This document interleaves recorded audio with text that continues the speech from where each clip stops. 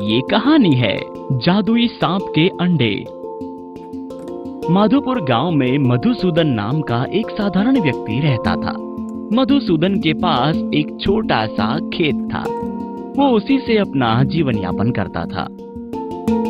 मधुसूदन के खेत के पास ही मणिलाल का बड़ा खेत था। मणिलाल गांव में सबसे धनवान था।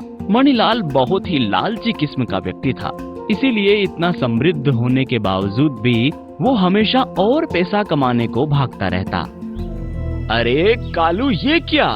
इस बार सिर्फ 10 लाख की पैदावार हुई है और ये देखो फसल कैसी मुरझाई सी लग रही है।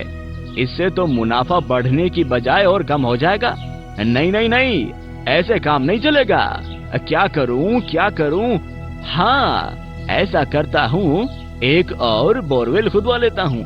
ज्यादा पानी होगा तो ज्यादा पैदावार और ज्यादा पैसा। उसके बाद मणिलाल अपने खेत में एक बोरवेल और खुदवा लेता है। कुछ महीनों के बाद उसने फिर से एक बोरवेल और खुदवाया। 3 बोरवेल होने के कारण मणिलाल के खेत को तो पानी भरपूर मिलने लगा, लेकिन मधुसूदन के कुएं का पानी बहुत ही कम हो गया। अरे मणिलाल भाई, आपके 3 बोरवेल होने के कारण मेरे कुएं का पानी कम हो गया है। मेरी फसल सूख रही है। अगर आप एक बोरवेल का उपयोग बंद कर देंगे तो मेरी फसल भी पक जाएगी। हाँ, तो मैंने रोका है क्या तुम्हें? हाँ, तो करवा लो। तुम भी बोरवेल खुदवाओ, 5-6 खुदवाओ और बताओ कि मैंने क्या कभी तुम्हारे खेत के काम में टांग अड़ाई है? नहीं ना, तो तुम भी अपने काम से काम रखो, समझे? पता नहीं कैसी सोच का व्यक्ति है, दूसरों की सफलता देखी नहीं जाती। अच्छी छी। मधुसूदन बेचारा दुखी मन से घर लौट आया। क्या हुआ? आप इतने उदास क्यों हैं? मणिलाल भाई नहीं माने क्या? नहीं माना, लेकिन कोई बात नहीं।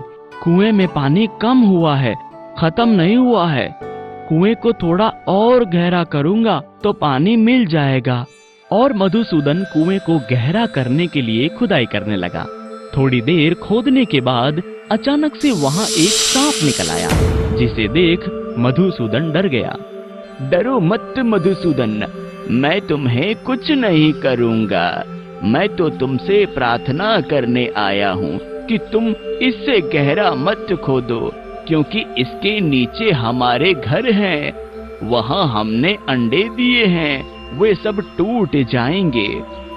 नागराज, मैं तो पानी के लिए कुएं को गहरा कर रहा था ताकि मेरी फसल बच सके, लेकिन आप कह रहे हैं तो मैं नहीं खोदूंगा। और वैसे भी लगता है कि इस बार बारिश अच्छी होगी, मैं उसी से काम चला लूंगा। वाकई तुम बहुत बड़े दिल के इंसान हो। ये लो, इस बक्से में 3 जादुई अंडे हैं। इनसे तुम जो मांगोगे वो तुम्हें मिल जाएगा। मधुसूदन खुशी से उछलता घर आया। भाग्यवान, अब हमारे अच्छे दिन आने वाले हैं। ये देखो, एक चमत्कार दिखाता हूँ। और उसने एक अंडे को फोड़कर कहा, ये मेरी झोपड़ी एक अच्छे मकान में बदल जाए, जिसमें मैं आराम से रह सकूं। और देखते ही देखते झोपड़ी बड़े घर में बदल गई। फिर मधुसूदन ने दूसरा अंडा फोड़ा और कहा, मेरे खेत की फसल कभी खराब ना हो, हमेशा हर मौसम लहलहाती रहे।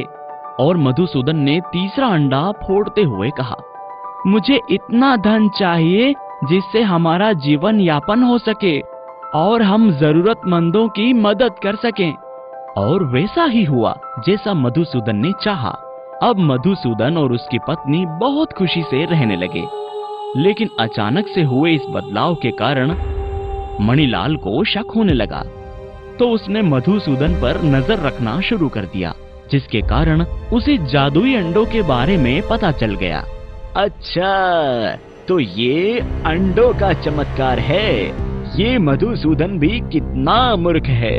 ऐसी चमत्कारी चीज हाथ लगी, फिर भी मांगा तो ये छोटा सा घर और फसल। ये तो वही बात हो गई कि सोने का कटोरा हाथ आया फिर भी भीख ही मांगेगा।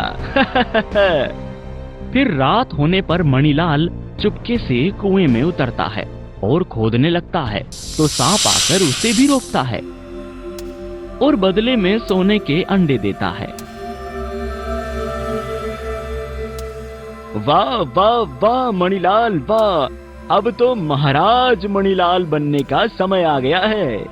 और मणिलाल पहला अंडा तोड़कर मांगता है, मेरा बड़ा और बड़ा, नहीं नहीं सबसे बड़ा महल हो जाए। और उसका घर बड़े राजमहल में बदल जाता है। दूसरा अंडा तोड़ते हुए मणिलाल ने मांगा, ओ जादुई अंडे, मेरे राजमहल के तहखानों को सोने चांदी से भर दो।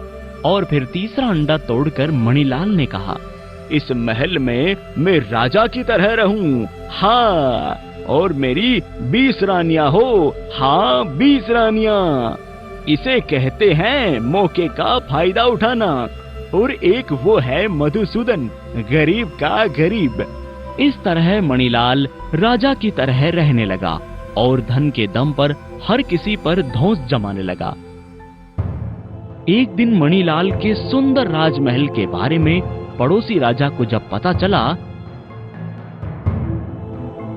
तो उसने पूरी सेना के साथ मणिलाल पर हमला कर दिया।